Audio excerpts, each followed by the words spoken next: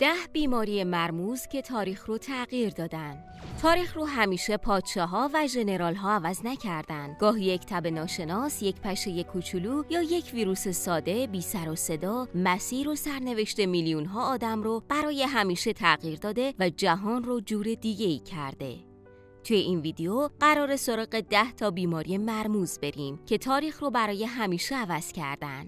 آماده ای؟ تا آخر با همون بمون و از تعجب خشکت بزنه. شماره 1 بیماری آتن 426 تا 430 قبل از میلاد، وقتی شهر دموکراسی تسلیم تب شد. وسط جنگ پلوپونز آتن پشت دیوارها پناه گرفت. جمعیت متراکم شد، آب و بهداشت کم آورد. بعد چیزی وارد شهر شد که همه چی رو به هم ریخت. تب بالا، بصورات، اسهال شدید، خونریزی و حتی نابینایی موقت. خیلی‌ها ظرف چند روز مردن.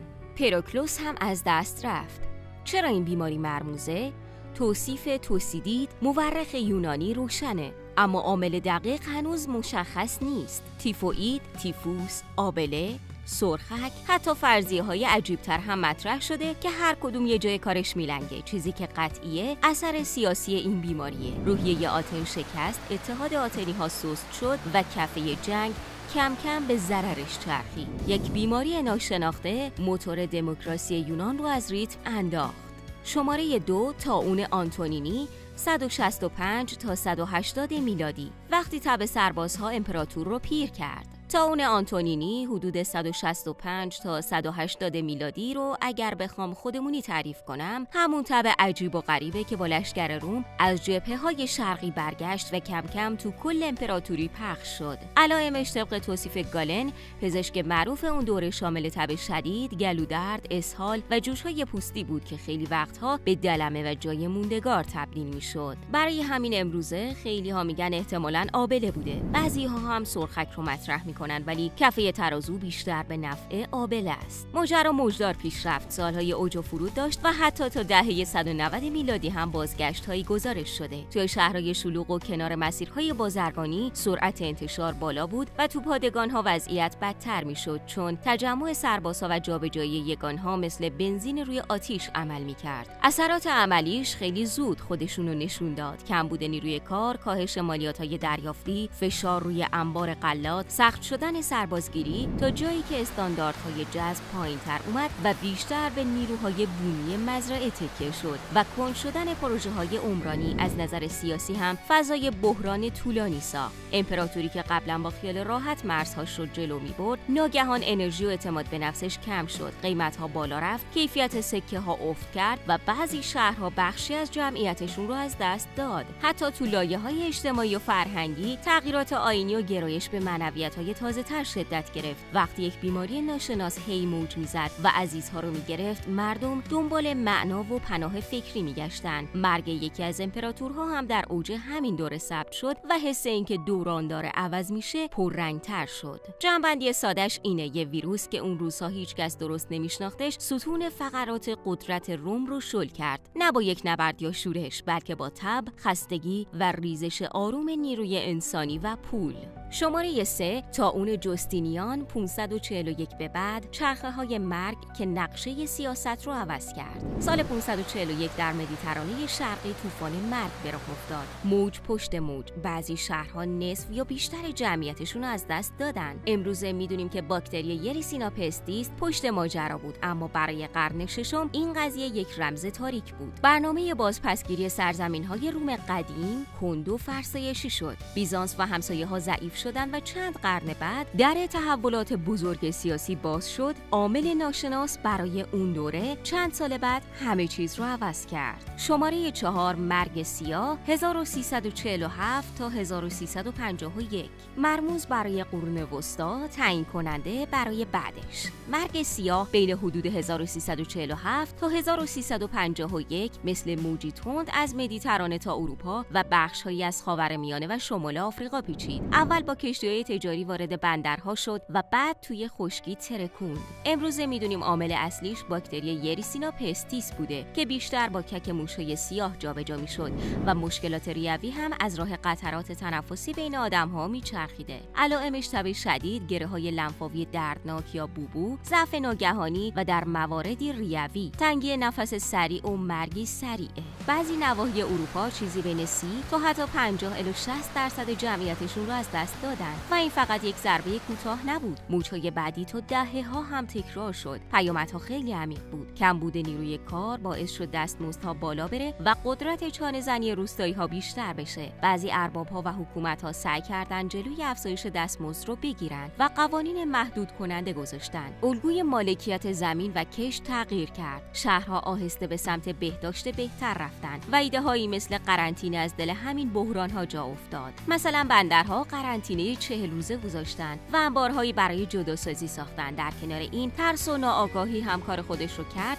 و توی بعضی جاها اقلیت‌ها بی‌دلیل مقصر شناخته شدن و آسیب دیدن. چیزی که امروز می‌دونیم ریشه علمی نداشت. خلاصه اگه بخوای جمع‌بندی کنی، مرگ سیاه فقط یک بیماری نبود، یک نقطه عطف بود که بازار کار، ساختار روستا و شهر، سیاست‌های سلامت عمومی و حتی فرهنگ و باورها رو تکون داد و مسیر اروپا و پیرامونش رو عوض کرد. شماره 5 عرق انگلیسی 1485 الی 1551. تب برق‌آسا با هویت نامعلوم. این مریضی چند تا پیک در انگلستان و اروپا رو زد و سریع محو شد. علائمش چی بود؟ شروع ناگهانی، عرق شدید، تپش قلب و مرگ ظرف چند ساعت. هیچ جوش یا بصورتی مثل آبله هم دیده نمیشد. چرا این بیماری مرموز بود؟ چون عاملش هنوزم نامشخصه. فرضیه‌ها از هانتا ویروس تا یک ویروس تنفسی نایاب رو دلیل اصلیش میدونن، ولی هیچ قطعیتی نیست. حالا این بیماری ناشناخته چه تأثیری توی تاریخ گذاشت؟ پایتخت‌ها مجبور به تخلیه موقت شدن، جلسات رسمی به هم ریخت، تجارت خوابید و حتی تصمیمات دربارها عقب افتاد. بیماری که اسم قطعی نداره، زمانی که خودش رو برای چند دهه زیر و رو کرد. اگه تا اینجای این اپیزود واسط جذاب بوده و میخوای راجع به بیماری‌های عجیب‌تر هم بشنوی، با لایک و سابسکرایب از همون حمایت کن و زنگوله رو هم فشار بده که از اپیزودهای بعدی زودتر باخبر بشی. کوکولیتزلی 1545 و 1576 در اسپانیای نو، ناشناخته‌ای که قاره رو خم کرد. در مکزیک امروز بیماری‌هایی با خونریزی، تب شدید و مرگ و میر بالا اومد که جمعیت بومی رو به شدت کم کرد. بخشی از قدرت و ساختار جوامع بومی در همین موج‌ها از هم پاشید. چرا این بیماری توی لیسته؟ چون درباره عاملش بحث زیاده.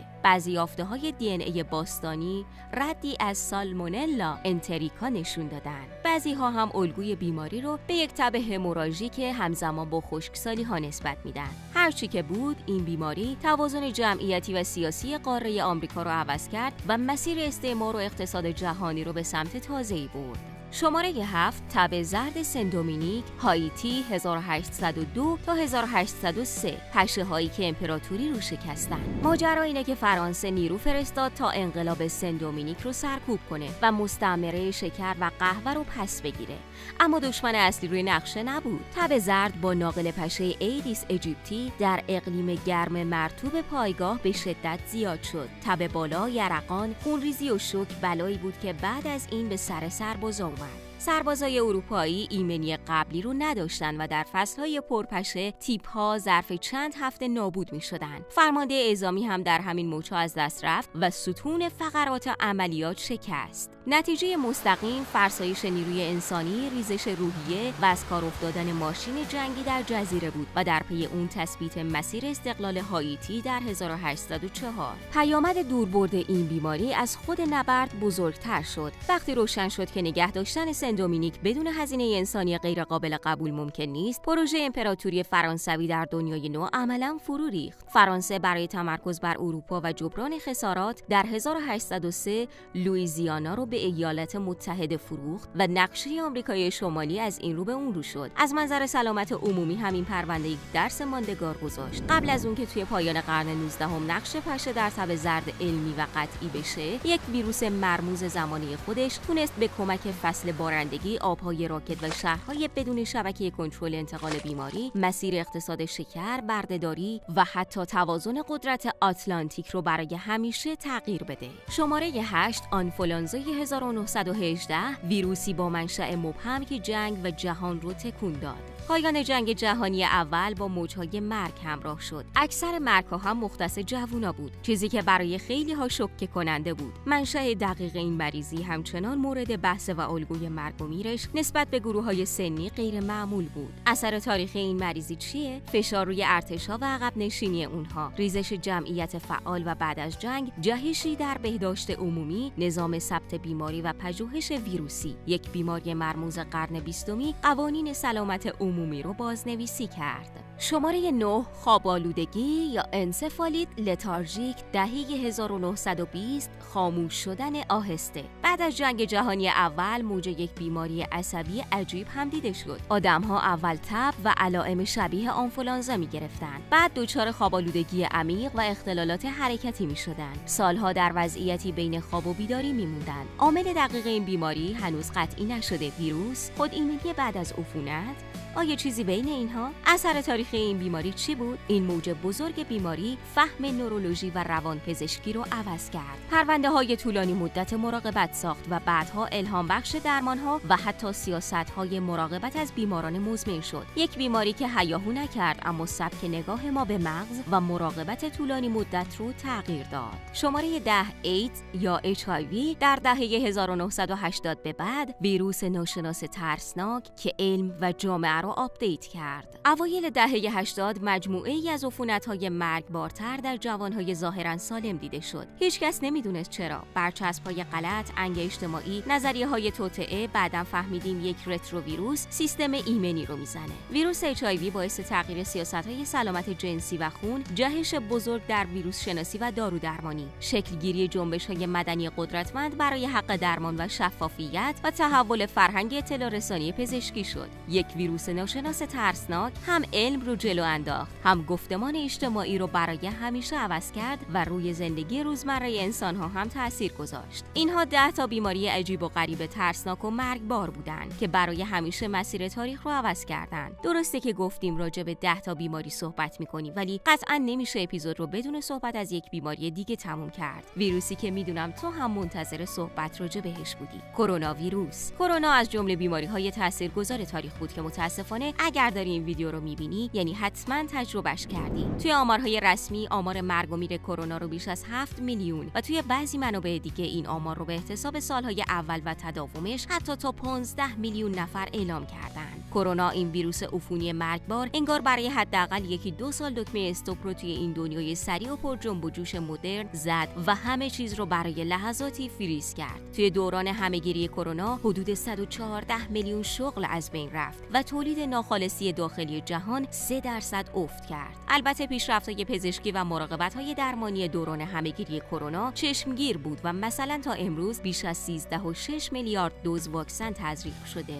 که این سرعت توسعه و توزیع در تاریخ واکسیناسیون بی‌نظیره. جنبندی خودمونیمونم اینه که فهم الگوی تغییرات جهان توی بیماری‌ها بهمون کمک می‌کنه که امروز آماده تر باشیم. از ثبت دقیق داده‌ها و آزمایشگاه‌های قوی گرفته تا شفافیت اطلاع رسانی و سرمایه‌گذاری روی بهداشت عمومی. همین نگاه یعنی از الان تمرین کنیم، زود دیدن و زود واکنش دادن، رصد فاضلاب شهری و تهویه استاندارد توی مدارس و مترو، انبار بروز ماسک و تجهیزات، ظرفیت ICU انعطاف پذیر و پروتکل‌های ساده‌ای که مردم بلدشن و اعتماد دارن اجرا کنن. شفافیت داده و اطلاع رسانی یکپارچه با زبان قابل فهم جلوی موج شایع و سردرگمی رو میگیره و همکاری بین‌المللی کمک میکنه واکسن و دارو منصفانه تقسیم بشه. آموزش پایه درباره سواد سلامت و مبارزه با اطلاعات غلط باید مثل درس رانندگی عمومی بشه، کوتاه، عملی و تکرار شونده. در کنار اینها حمایت اقتصادی هوشمند از کسب و کارها و خانواده‌ها باعث میشه تصمیم‌های بهداشتی دوام بیاره و به اعتراض و فرسودگی نکشه. خلاصش آماده سازی یعنی ترکیب علم، زیرساخت، اعتماد و تمرین. اگر این 4 تا کنار هم باشه دفعه بعد غافلگیر نمیشیم. اگر از این اپیزود خوشت اومد با لایک و سابسکرایب با همون در ارتباط باش و با فشار دادن زنگوله اپیزودهای بعدی رو هم از دست نده. اگر برای سناریوهای بعدی راجع به موضوع خاصی سوال داری یا دوست داری به مسئله علمی تاریخی خاصی بپردازیم توی کامنت ها واسمون بنویسش.